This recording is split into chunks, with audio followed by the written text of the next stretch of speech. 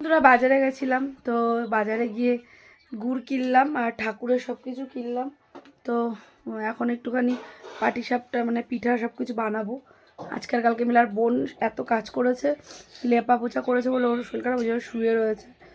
আর আমার খুব শরীরটা একটুখানি আমারও খারাপ আছে। আর সবাই বলছে মা নিয়ে যা গুড় ওই কর, মানে যেহেতু পিঠা করে আমার মা সবাইকে খাওয়াতো, তো আমাকে একটু করতে হবে। চলো তোমাদের সাথে শেয়ার করি কী কী করছি একটু।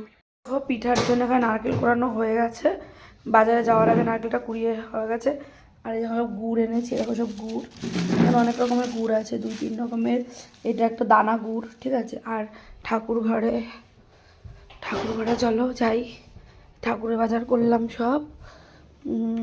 এ দেখো, এটা আমার বাড়ির ঠাকুরের বাজার সব কিছু। আর একজন জানতো না বলে ধান দুব্বা, আর এগুলো সব বোনের জন্য যে রাখলাম, ফুল সব কিছু, গুড় চাল সব রেডি হয়ে দিয়েছি। তো কালকে পুজো হবে, তো চলো।